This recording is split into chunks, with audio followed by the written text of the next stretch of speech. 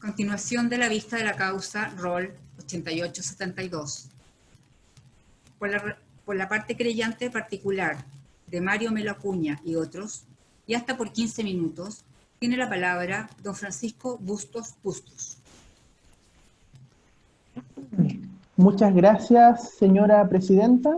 Con su venia y la de este excelentísimo Tribunal Constitucional, alegamos por los familiares de don Mario Ramiro Melo Pradenas, que fue víctima de desaparición forzada, don David Héctor González Venegas, víctima de homicidio calificado, la familia de don Jorge Vicente Pierola, víctima de desaparición forzada, don Juan Miguel Órdenes Simón, don Paulino Ernesto Órdenes Simón, don Amalindo Beiza, todos ellos víctimas de secuestro simple y homicidio calificado, don Manuel Antonio Maldonado Gatica, víctima de homicidio calificado frustrado, y don Domingo Maldonado Gatica, víctima de secuestro simple.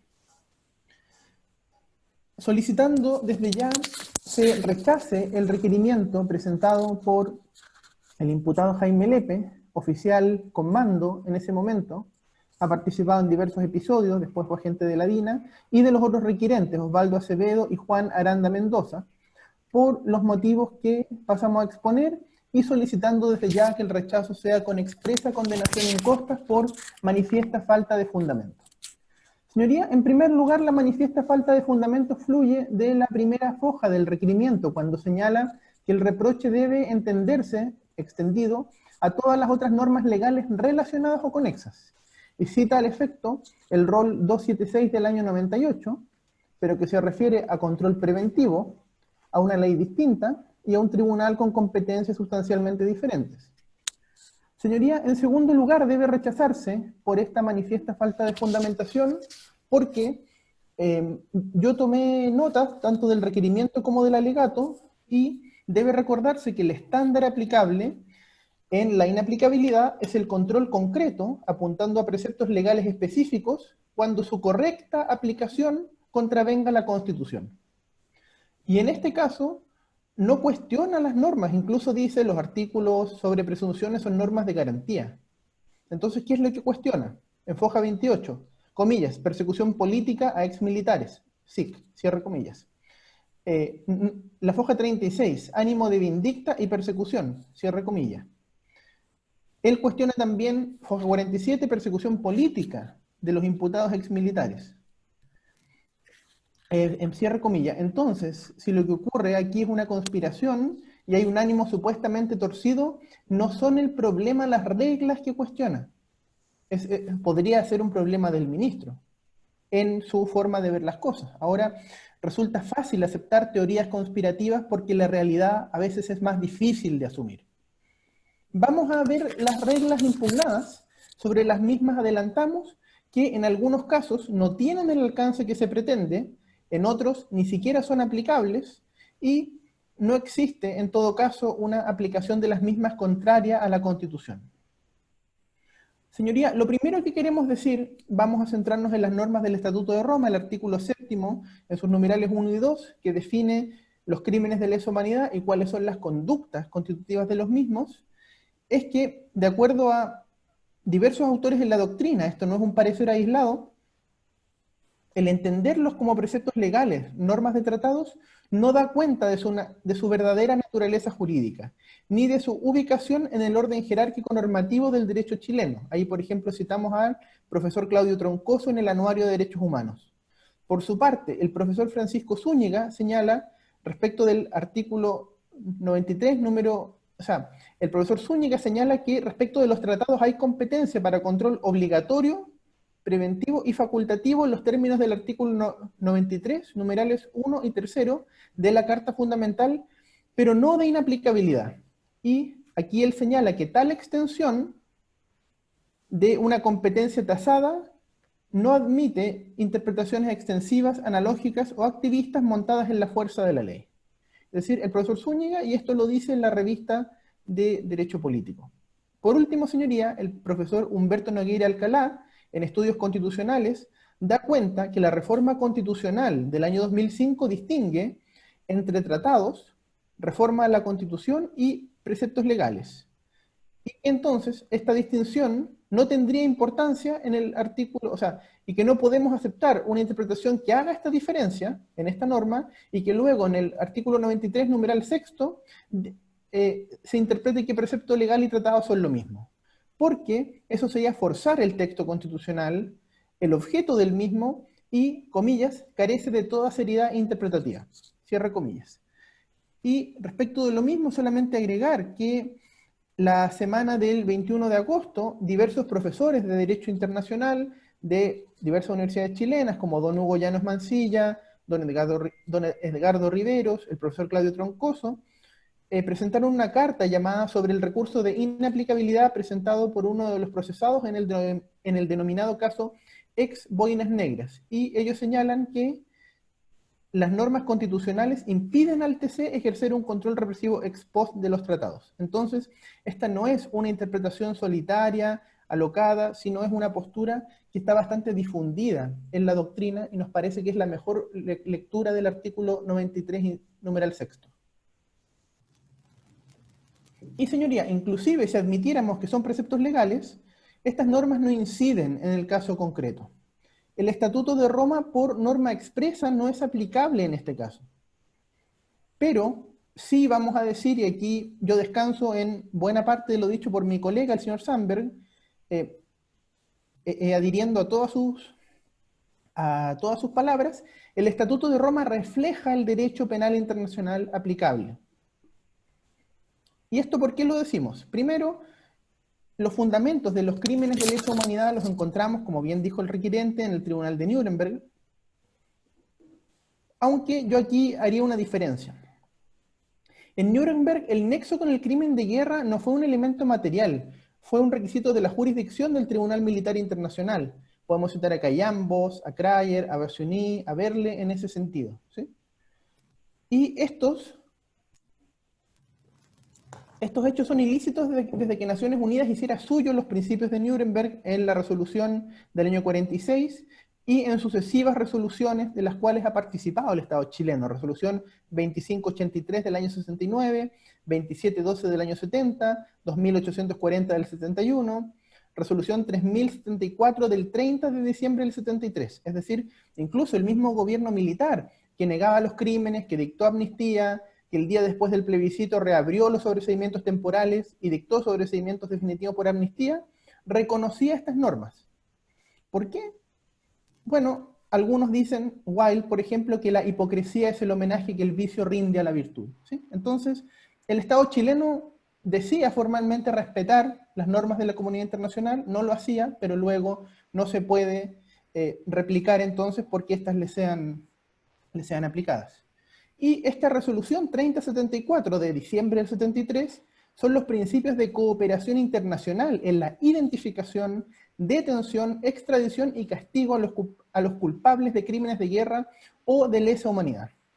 El Estado chileno entonces ha concurrido a la formación de esta costumbre y nuestro país no ha sido un objetor persistente de la misma. Se ha mencionado el Pacto de Derechos Civiles y Políticos y esta norma en su artículo 15, número 2, recoge el mismo principio que está en el artículo 7, número 2 de la Convención Europea de Derechos Humanos. Señoría, le pido permiso para una lectura breve. Gracias, señora presidenta. El Pacto Internacional de Derechos Civiles y Políticos, en su artículo 15, número 1, se refiere al principio de legalidad y en el párrafo 2 dice, comillas, nada de lo dispuesto en este artículo se opondrá al juicio ni a la condena de una persona por actos u omisiones que en el momento de cometerse fueran delictivos según los principios generales del derecho reconocidos por la comunidad internacional. Entonces, hemos dado lectura a esta norma, que uno podría llamar la norma de clausura, que habilita la persecución de crímenes de derecho internacional. Se ha dicho también que esto sería un horror para los penalistas, pero si uno mira al profesor Eduardo Noboa Monreal en su texto Grandes Procesos, al defender la extradición de Walter Rauff, si uno mira a Rafael Fontecilla en su Tratado de Derecho Procesal Penal, tomo 3, la edición del año 78, señalan que la imprescriptibilidad no se opone a las normas generales del derecho chileno. ¿Y qué decir del profesor Echeverri, que él inaugura el estudio del derecho penal internacional en Chile, y en una carta titulada Aporética Constitucional de noviembre del 94 señala él hace una defensa de las normas imperativas de jus cogens y señala que las mismas, que si hay una norma jus cogens, ninguna norma jurídica interna, ni siquiera de la Constitución, puede justificar denegarla. Y tal es así que incluso se citó el caso Quemados. Yo les digo el considerando 98, porque nosotros somos parte en el caso con don Nelson Caucoto, con doña Andrea Gatini, y en ese considerando 98, el ministro Carroza dice algo distinto de las palabras que se le están poniendo. Señoría, ¿me permite leer un par de líneas de ese párrafo? Muchas gracias, señora presidenta. Entonces, este es el llamado caso Quemados, y en este considerando 98 se señala, estoy leyendo aquí desde la foja 6031, al final, donde dice,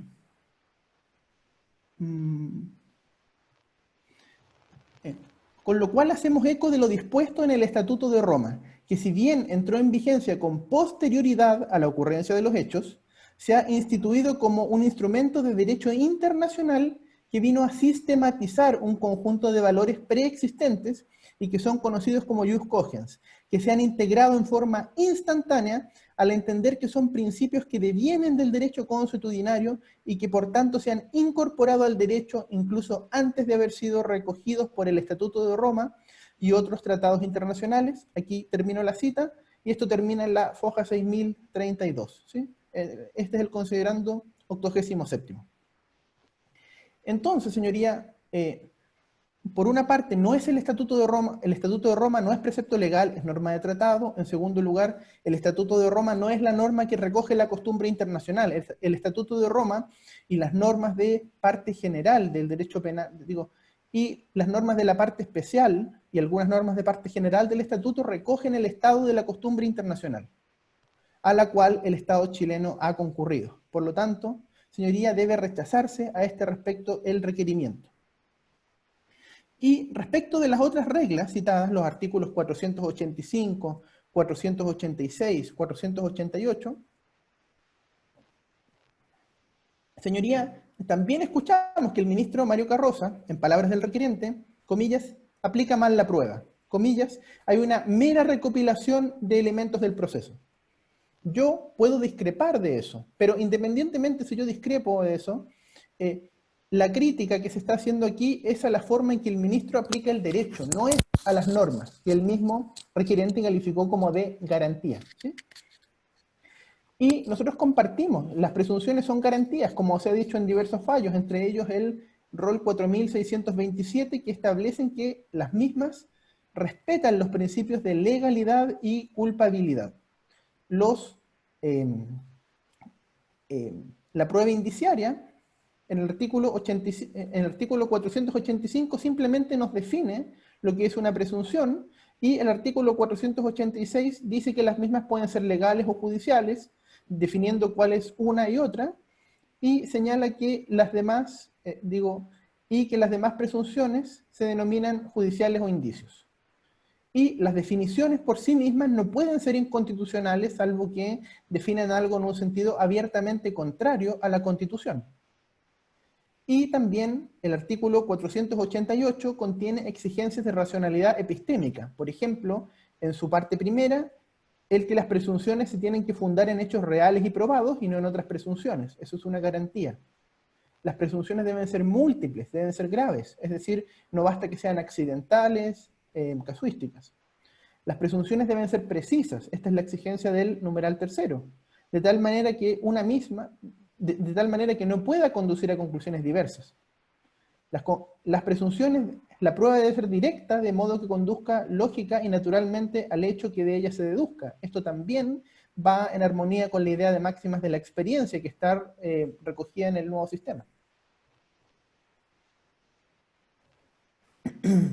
Las presunciones deben concordar las unas con las otras, es decir, todas estas exigencias van en la idea de asegurar que el juez no tome cualquier hecho aislado y sobre él pueda fundar culpabilidad. Es decir, aquí cuando hablamos sobre presunciones, en realidad estaríamos tratando de indicios de acuerdo a la terminología del derecho probatorio, siguiendo a Michele Tarufo, a Marina Gascón o a la profesora titular de la Universidad Austral de Chile, Daniela Acatino, ¿sí? Y sobre estas, el propio Tribunal Constitucional, en su jurisprudencia, ha hecho diversas precisiones. Cuando se analizó en el caso de la víctima Federico Álvarez Santibáñez si las presunciones son constitucionales o no, dijo que debía, en primer lugar, revisarse esto de acuerdo al test del principio de reserva legal. Y, es decir, si son presunciones simplemente legales y que admiten ser desestimadas bajo otros medios de prueba, entonces esas presunciones no son problemáticas. Sí lo estarían las presunciones de derecho. También estas presunciones deben respetar el principio de culpabilidad. Y esto se hace, por ejemplo, cuando las mismas no operan por sí solas, operan sobre la base de los hechos probados. No tienen que ser aisladas, sino que deben satisfacer el conjunto amplio de exigencias que está en esas normas legales que son del todo conocidas por el excelentísimo tribunal. Entonces, esto es una inferencia probatoria y lo que escuchamos en el alegato fue lo que haría, lo que fuera a hacer o lo que supuestamente podría hacer el ministro Mario Carrozo. Y además que aquí no se ha impugnado lo que es la regla de clausura del sistema, que es el artículo 456 bis, que es la norma que da cuenta del estándar de valoración de la prueba. Entonces, señoría, por estas razones, nosotros consideramos que la impugnación dirigida tanto a las reglas del Estatuto de Roma como a las normas de presunciones debe ser rechazada. Y debe ser rechazada en todas sus partes, y ahí yo quiero hacer un último comentario dando cuenta que hemos en otras ocasiones denunciado el uso que se hace de las acciones de inaplicabilidad para paralizar procedimientos judiciales o para entorpecer los mismos, y en este caso se atacan normas que manifiestamente en un caso no van a tener aplicación, como son las del Estatuto de Roma, y en otro caso las normas de presunciones, pero en realidad lo que se persigue es atacar resoluciones judiciales o supuestas inconductas funcionarias para los cuales existen recursos de apelación, recursos de queja, la queja disciplinaria, en fin, existe otro tipo de acciones si es que una persona cree haberse visto afectada por una vulneración de ese tipo, y sobre lo mismo nosotros reafirmamos nuestros dichos en el orden a que han existido este uso instrumental de la inaplicabilidad, no para lograr sacar normas en un juicio, sino para paralizar estas causas. Señoría, entonces por estos argumentos, esta parte viene y, haciendo mías las palabras del señor Sandberg, que me ha precedido, vengo a solicitar el rechazo en todas sus partes de la acción de inaplicabilidad deducida. Muchas gracias. Gracias a usted.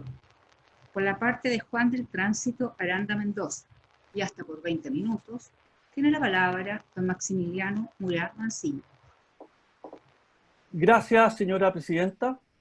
Con la venia de este excelentísimo tribunal, vengo a alegar en representación de don Juan del Tránsito Aranda Mendoza, quien, por cierto, a la época de los hechos investigados en el caso Boinas Negras, era tan solo un cabo segundo, último en la escala de mando, chiporrín, les decían, porque es menos que chiporro, de muy escasa edad, apenas 23 años, y que vino a Santiago desde Punta Arenas a hacer un curso de especialización a Peldehue. Y que porque no encontró vuelo inmediato de vuelta, y ya llegando el 11 de septiembre del 73, se debió quedar junto al resto de su unidad realizando funciones de vigilancia en el cuartel. Y ahora, 47 años después, es acusado como cómplice de 3 secuestros calificados, de 8 homicidios calificados ocurridos en Peldehue, y probablemente será condenado por esos mismos delitos en razón de la aplicación de las normas requeridas, y en especial la aplicación del artículo 488 del Código de Procedimiento Penal, por la cual esta parte alegará a favor del presente requerimiento de inaplicabilidad por inconstitucionalidad, en razón de las siguientes consideraciones que paso a exponer. Respecto a la solicitud de inaplicabilidad por inconstitucionalidad, me referiré en particular a los artículos 488 en relación al 485, ambos del Código de Procedimiento Penal, sosteniendo abiertamente su inconstitucionalidad en el caso concreto, respecto a mi representado, y también para el resto de los acusados que están en la misma situación, por vulneración del artículo 19, número 3, inciso sexto de la Constitución, es decir, el principio del debido proceso, y también porque infringen al mismo tiempo los artículos primero, quinto, sexto, séptimo de la Constitución Política de la República y los artículos 1, 2, 8, 24, 25 del Pacto San José de Costa Rica, 2, 14, 26 del Pacto de Derechos Civiles y Políticos, 10 y 11 de la Declaración Universal de Derechos Humanos, entre otros tratados. Al respecto, y como primer punto, cabe hacer presente que el artículo 488 Como lo señala también el artículo 457 del Código de Procedimiento Penal, dice que la presunción judicial es un medio de prueba para acreditar un hecho en materia penal, explicitando entonces, la misma norma requería el 488, que la presunción judicial tiene naturaleza jurídica de medio de prueba. Incluso el 488 señala que el valor que se le otorga es de prueba completa a la presunción judicial para probar un hecho, dándose ciertos requisitos ahí establecidos. Pues bien, ahí está el primer conflicto de constitucionalidad que uno ve, como por esta parte, respecto al debido proceso y en especial respecto a la producción de la prueba en un juicio penal en relación al principio de imparcialidad del juzgador. ¿Por qué? Porque bien sabe vuestra señoría excelentísima que la doctrina y la jurisprudencia son contestes en señalar que quien debe probar los hechos en un juicio son las partes. En materia penal será, en el caso del nuevo procedimiento, la Fiscalía o la Defensoría, en el caso del antiguo procedimiento, la parte creyente, el imputado, pero no el juez. Porque la labor del juez no es probar la culpabilidad o inocencia de un imputado. La labor del juez es valorar la prueba rendida en un juicio, para luego, y a partir de esa valoración, decidir si el imputado es inocente o culpable. Ahora bien, en el antiguo sistema penal que rige esta materia, en el caso concreto, se separan, la primera instancia se separa de dos partes, del sumario y del plenario. Respecto a la primera parte, respecto al sumario, la ley le asigna al juez, en este caso investigador, un rol de buscar prueba, de buscar evidencia, de investigar el delito, de investigar los posibles partícipes del delito, para luego, ¿no?, procesar o posteriormente acusar. Y ahí entramos en la segunda etapa, la etapa de plenario. Pero es que en esta etapa, el juez que ya realizó la investigación debe cambiar de rol, como quien debe cambiarse de ropa. Y ya se saca el rol de fiscal, el rol de investigador, el rol de, en este caso, buscador de pruebas y evidencias, y se pone una ropa distinta. Y se pone una ropa, en este caso, de juzgador. Y esa ropa de juzgador, lógicamente, tiene que estar exenta de todos los prejuicios y de toda la carga que viene desde la etapa de sumario. Para, en definitiva, con esta nueva ropa de juzgador, determinar la inocencia o culpabilidad de un imputado. Pues bien, en ese segundo rol que asume el juez, en este caso el ministro Carroza, en la etapa de plenario, al juez le estará vedado producir pruebas. Su función quedará acotada a valorar la prueba, como también ocurre en el proceso penal nuevo, siendo las partes, a partir de sus propias actuaciones dentro del término probatorio, que deberán, ¿cierto?, ofrecer aquellos medios de prueba para lograr determinar los elementos necesarios para que finalmente el juez valore dicha prueba y tome un veredicto. Pero, su señoría excelentísima, parece lógico que el juez del plenario escuche los dichos de los testigos, que se rinden la prueba testimonial. Parece lógico que el juez del plenario lea los documentos que han sido allegados al proceso. Parece lógico que el juez del plenario escuche a los peritos que declaren o lea los informes de los peritos que ellos produzcan. Parece lógico que el juez del plenario escuche al inculpado, si quiere declararse culpable, siempre asistido por un abogado. Parece lógico que el juez del plenario vea con sus propios ojos determinados lugares o cosas en una inspección personal del tribunal, que por cierto, las demás intervinientes pueden participar para transcribir esa inspección personal en un acta. Todo eso, en definitiva, parece lógico, ¿no? Porque en definitiva son los medios de prueba que deberán ser rendidos en un determinado juicio. Pero lo que no parece lógico es que el mismo juez del plenario, cuya única función en el plenario es recibir prueba y valorarla, ahora produzca la prueba.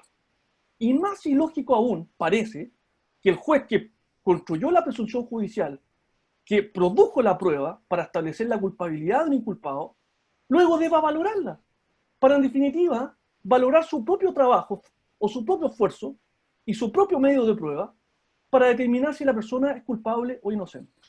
Eso demuestra un poco cómo funciona el artículo 488 del Código de Procedimiento Penal. Y eso claramente atenta contra el principio de imparcialidad que debe tener todo juzgador. Lo que se traduce entonces en una contravención directa al principio del debido proceso, y en particular al derecho de todo inculpado a poder contar con un procedimiento y con una investigación justa y racional. Eso es lo que dice el artículo 19, número 3, inciso sexto de la Constitución. De hecho, tanto es así que la doctrina, o gran parte de la doctrina, entiende que las presunciones judiciales no tienen una naturaleza jurídica de medio de prueba, como lo establece el Código de Procedimiento Penal antiguo, sino que entienden que es un razonamiento judicial. Y así lo ha sostenido, por ejemplo, el profesor Emilio Rioseco Enríquez, en la prueba ante la jurisprudencia de derecho civil y procesal civil, quien ha señalado, por ejemplo, que la presunción judicial no es un verdadero medio de prueba, sino que es un razonamiento lógico de tipo inferencial. Lo mismo, por ejemplo, ha opinado el profesor Alex Caroca Pérez, en Manual de Derecho Procesal, tomo 2, quien ha señalado que las presunciones judiciales no son un medio de prueba propiamente tal, sino una determinada actividad que tiene lugar en el proceso y que realiza el propio juez. Y que la manera de probar esto es constatando que ningún litigante, señala, podrá planificar que va a producir prueba de presunciones porque se trata de una operación mental que deberá realizar el juez.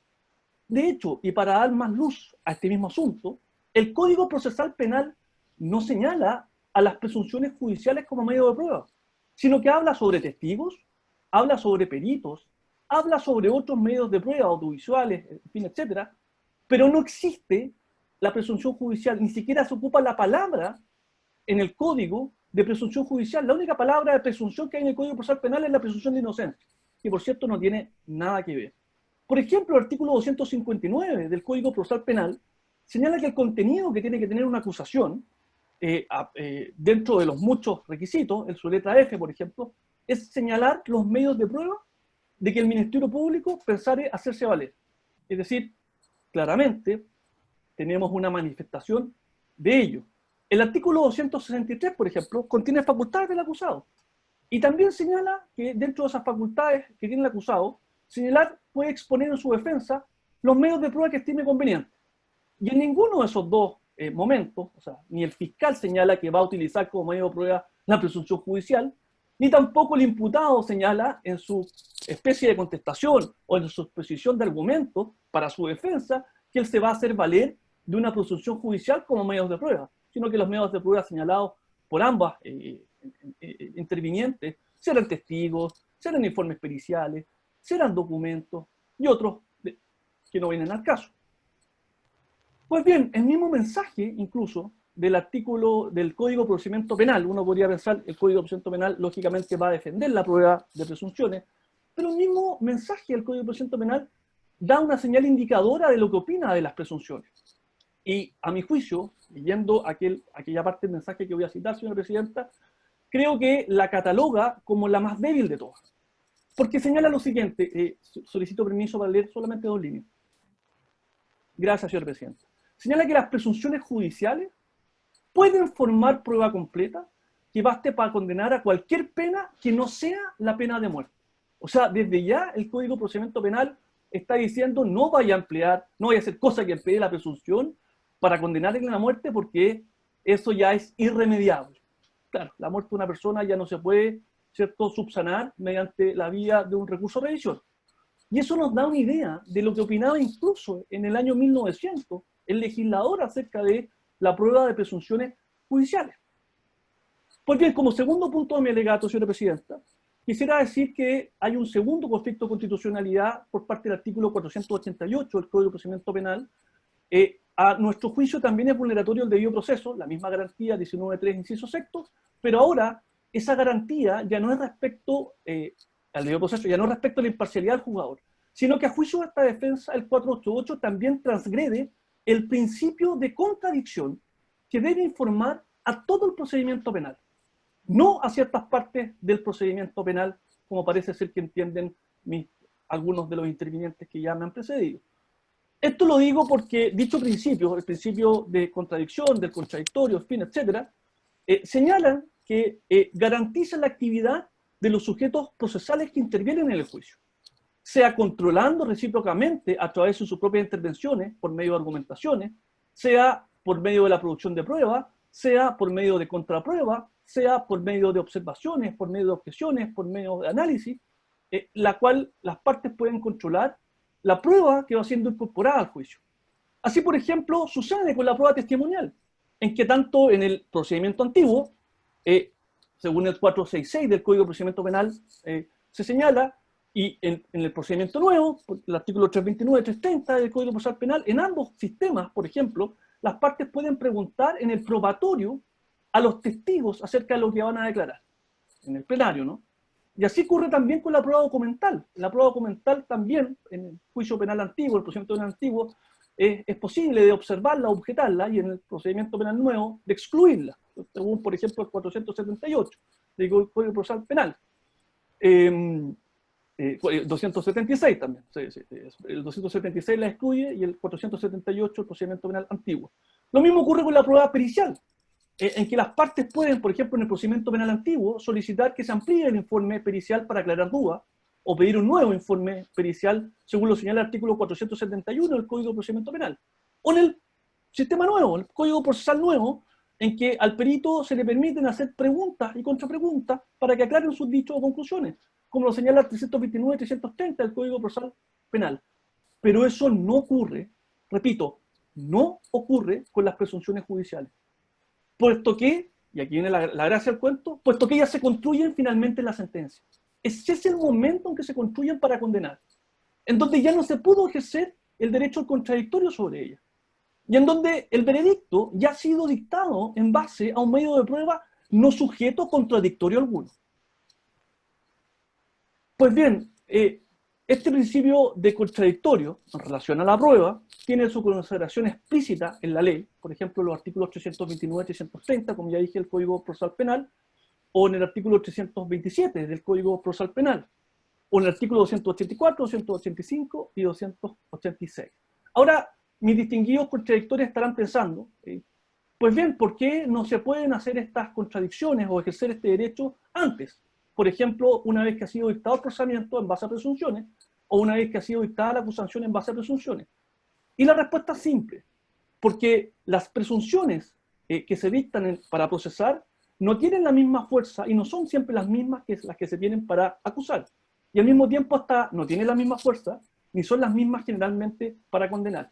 Pero aunque sí fuese, aunque así fuese, aunque las presunciones judiciales que se usen para procesar y para acusar sean las mismas, eso no significa necesariamente que van a ser las mismas para condenar. ¿Por qué?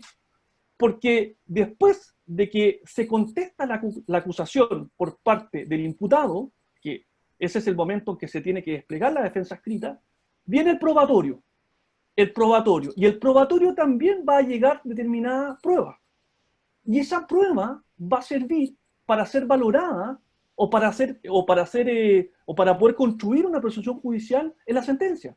Es decir, la prueba que se allegue en el probatorio del plenario, que es posterior a la contestación de acusación, donde tiene uno derecho a contradecir la prueba, va a ser utilizada para construir por el juez una presunción judicial. O incluso es más, el juez podría incluso pedir una medida para mejor resolver, una medida probatoria, antes de dictar la sentencia, y luego usar esta prueba que se llega al proceso para luego construir una presunción judicial. En cualquiera de estos casos, ya no es posible ejercer el principio del contradictorio y ya no es posible realizar algún acto previo a la dictación del fallo para poder contradecir aquella prueba construida, en este caso, por el propio juez que deberá posteriormente valorarla. Es decir, ya se ha llegado tarde y ya no es posible llegar, sino, lógicamente, a la segunda instancia, en donde se cuestionará el fallo en su totalidad.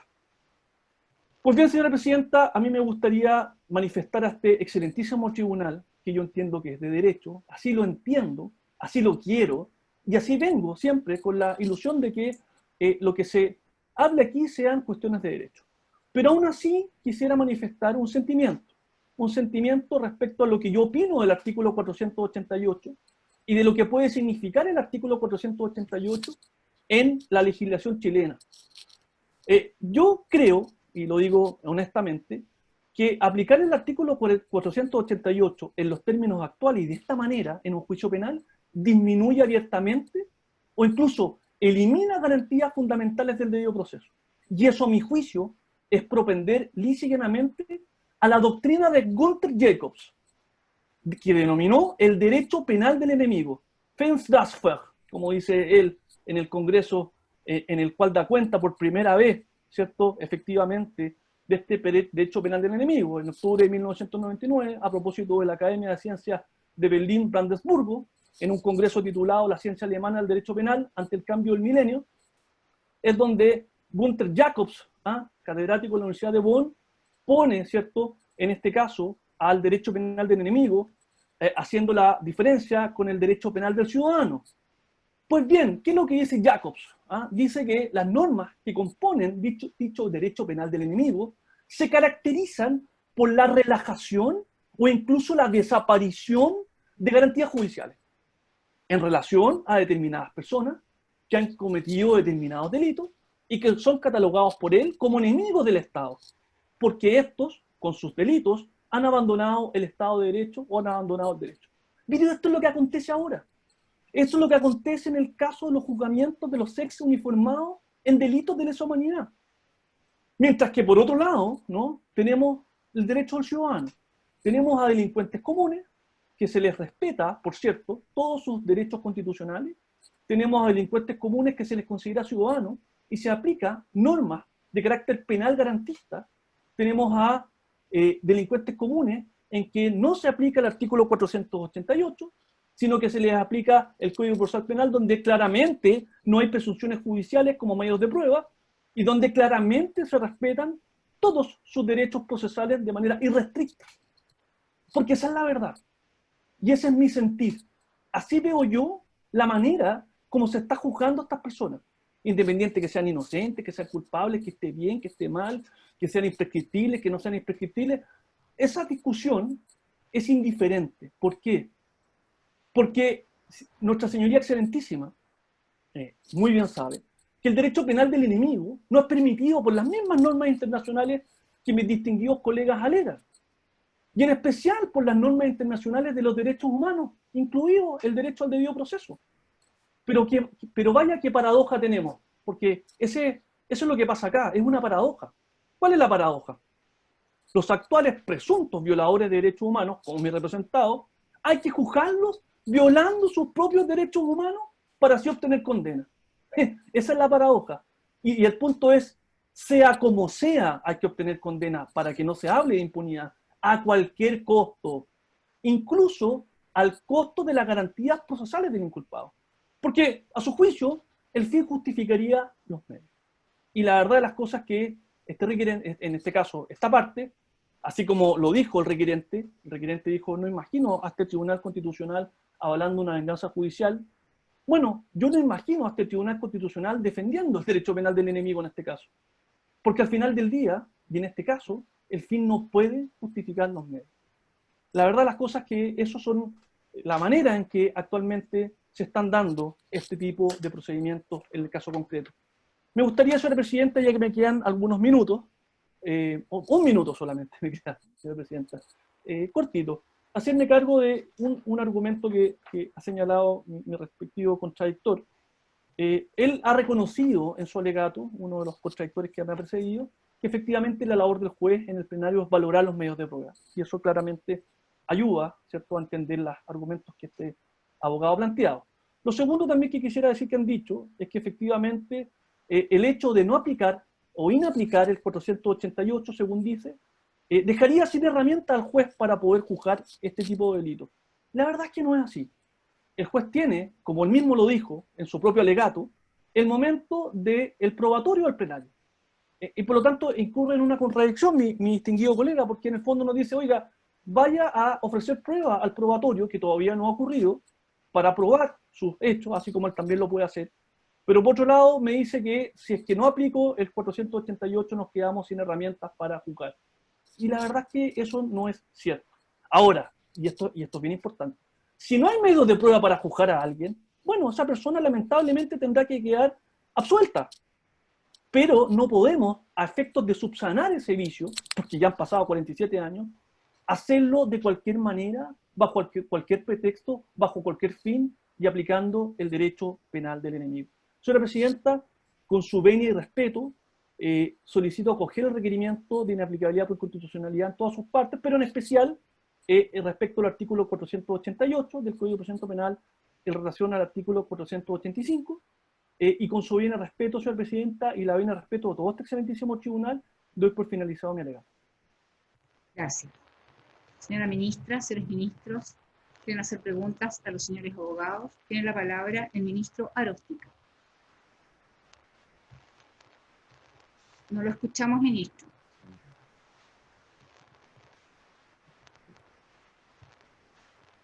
Voy a hacer una pregunta al colega Montero y enseguida me voy a referir al abogado del Ministerio de Justicia, sin solución de continuidad.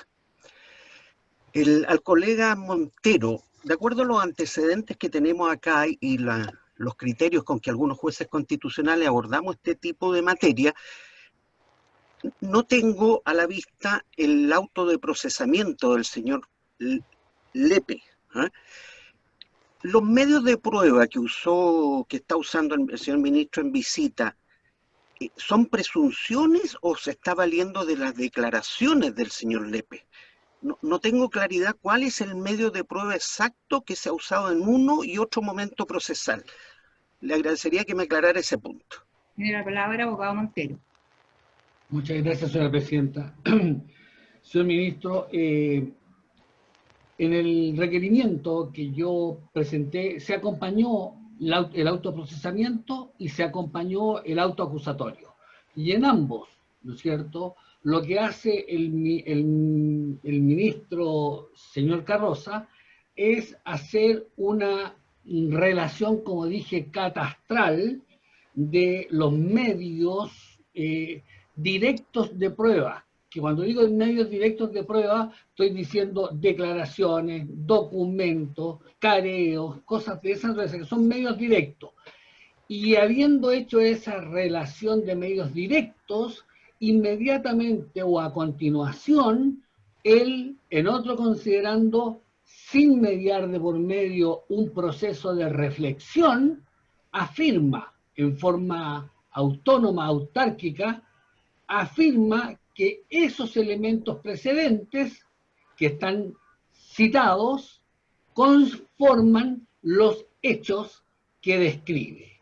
Y esos hechos que describe en la acusación son los mismos del procesamiento. Vale decir que después de que se procesó a mi representado, pasaron 3 años de acopio de pruebas y esas pruebas no modificaron nada. Eso es lo que, digamos, pasó muy en concreto en relación con lo que usted me pregunta, señor ministro. Muy bien, muchas gracias al señor abogado del Ministerio de Justicia. A propósito de su última intervención, quiero manifestarle varias cosas. Primero, lamento que se haya sentido usted ofendido si es que se refería al fondo de mi hogar, donde hay unas espadas, hay una bandera chilena, hay una cruz, hay una balanza de la justicia. Lamento si por su sensibilidad eso a usted o a los que representa a usted, señor abogado, le haya podido causar ofensa, alguna señal de menoscabo, de herirlo. No está en mi ánimo. Eso en primer término. Segundo, créame también que comparto con usted la explicación, me explico, no lo justifico, sí, que hay muchas personas que también se sienten ofendidos por estatuas, por símbolos patrios que están en todas partes a la vista y que también pueden ofender a víctimas, héroes nacionales que están con espadas, que están con armas, qué sé yo. Créame que también entiendo, pero no justifico. Entiendo también, voy más allá de su sensibilidad, entiendo también que puedan algunos otros símbolos causarle también a ciertas personas cierto malestar. La cruz, el crucifijo, la espada, la bandera chilena, 2 carabinas cruzadas como el personal de gendarmería que resguarda su ministerio, lo comprendo también, lo comprendo. Comprendo también que se puedan sentir menoscabados por una espada. Créame, señor Sandberg, que la espada, por lo menos en lo que a mí me concierne, no solamente constituye un símbolo universal, un símbolo universal de algunos valores, de algunos principios que uno puede manifestar. Pero más allá de eso, entenderemos los dos, porque usted también es abogado, que la espada refleja el símbolo de la justicia. Esa espada, cuando usted seguramente comandado por las autoridades que corresponde, va a alegar a diferentes tribunales de la República, también encontrará el mismo símbolo. Esa espada, en consecuencia, lamento profundamente que su sensibilidad haya sido herida, pero quiero decirle, tal como usted manifestó, que la sensibilidad suya no me obliga a mí a adoptar ninguna posición de conducta o cancelar mis criterios, mis formas de manifestar ciertas ideas de justicia y de valores que uno profesa. O sea, le respeto mucho su peculiar sentido de justicia, qué sé yo, y todo lo demás, de no herir a sus clientes, se lo respeto, pero eso no me produce a mí ninguna norma de conducta en contrario. Va a seguir estando allá como símbolo de la justicia, le digo. Lamentamos profundamente no tener las mismas ideas, ¿eh? Pero le pido, si usted quiere aceptar mis disculpas, en alguna futura ocasión, si va a alegar acá, avíseme para retirar, si a usted le causa ese malestar venir a alegar con el símbolo de la espada de la justicia en este tribunal. Por último, lamento, señor Sandberg, no haber sido presidente del Tribunal Constitucional cuando usted estaba, porque le habría llamado la atención la falta de respeto hacia esta magistratura, en pleno alegato, haber estado contestando teléfono y riéndose. Lamento esa conducta, que sepa usted, yo la habría sabido corregir como corresponde como presidente del Tribunal Constitucional. Gracias. Tiene la palabra abogado Sandberg. Su micrófono. Con la venia de su señoría excelentísima, decir solo dos cosas. En primer lugar, hacer referencia respecto a la referencia del armamento que está colgado. La verdad, su excelencia, perdón. Voy a ser bien sincero, bien directo en esta respuesta, y es que hice presente esa observación, su señoría excelentísima, por cuanto no sabemos si hay familiares de víctimas de grave violación de los derechos humanos que están viendo esta cuestión, o sea, esta vista, ¿cierto?, de este requerimiento. Y por lo general, creo yo que es importante por parte del Estado y todos los organismos que lo integran, desarrollar todas las acciones con el propósito de evitar situaciones que generen revictimización. Esta alegación no es personal, su señoría excelentísima, en contra suya, sino que es simplemente respecto de una cuestión que puede generar una situación de revictimización. Insisto, no es algo personal, es algo que apunta a mejorar la performance que el Estado, en el marco del cumplimiento de las obligaciones internacionales, como es la situación que hoy nos tiene aquí, digamos, pienso que todo es mejorable, y en ese sentido creo que hay que pensar en quienes han sido víctimas de estos hechos. Por ende, y voy a ser bien sincero, no puedo sino, o sea, no soy yo, digamos, el llamado a hacer ningún tipo de referencia respecto a lo que usted ha expuesto. Me parece que son valoraciones que son personales. Me parece que no soy yo quien tiene que entrar a hacer un análisis respecto a las mismas. Me parece que yo respeto completamente lo que usted ha expuesto. No es a mí quien su señoría excelentísima me tenga que pedir ningún tipo de perdón, por el contrario, entiendo que cada uno tiene sus convicciones. Es simplemente que ante una instancia que es de carácter pública y en donde pueden haber familiares de las víctimas del presente caso que pueden estar viendo lo que estamos expresando, creo que por ahí es importante que como actores desde el Estado podamos marcar una diferencia y tomar en consideración estas cosas. A eso apuntaba, en primer lugar. En segundo lugar, respecto al lamentable, debo pedir disculpas, digamos, porque mientras se estaba verificando la vista de la causa, recibí una llamada telefónica por una urgencia. La verdad es que, de verdad, le pido las disculpas. Estamos desde las 9 de la mañana esperando para efectos de poder comparecer ante este excelentísimo tribunal. y la verdad, soy padre de 2 niños y en ese contexto he recibido una llamada imprevista. Olvidé por un momento que tenía el video abierto, su señoría excelentísima.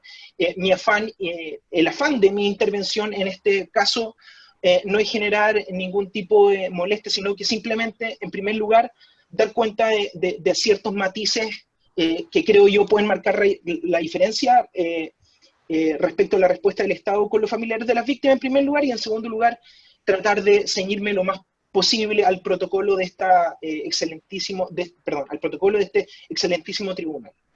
Esto, y por eso vuelvo a reiterar mis disculpas tanto al tribunal, al excelentísimo tribunal, como a mi honorable, a mi colega Maximiliano Murat, que en ese contexto se produjo la situación. Mire, abogado, no está usted en posición de entrar a polemizar con un ministro del Tribunal Constitucional, ni es su posición emitirle pareceres sobre su posición, sobre cómo podría mejorar el Estado. Entonces, no es ese su rol. El rol de un abogado en cualquier tribunal es ilustrar a los jueces sobre la causa que tienen que fallar.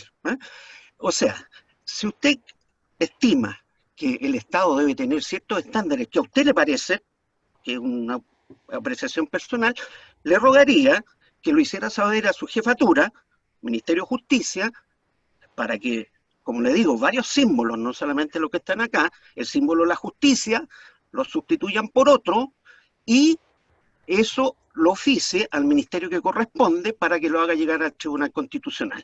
Eso es lo que le he querido decir, en otras palabras, se lo digo muy directamente. Segundo, no le he pedido perdón, no, por favor, no, le he pedido simplemente una disculpa si a usted o a los que representan les puede haber causado un menoscabo, pero perdón no le he pedido. Por eso le digo, si usted cree en una futura ocasión que puede herir su personal susceptibilidad, la espada de la justicia, me lo hace saber de antemano. Pero le repito que usted está como abogado para ilustrar al tribunal sobre el fondo de la causa. No le voy a aceptar yo personalmente las disculpas de haber interrumpido el alegato de su colega haciendo llamados telefónicos porque no me pareció que estuviera recibiendo una llamada urgente. Le insisto, si hubiera sido yo presidente del Tribunal Constitucional habría sido sancionado, señor abogado, previo el racional y justo procedimiento que se debe a todas las personas antes de condenarla.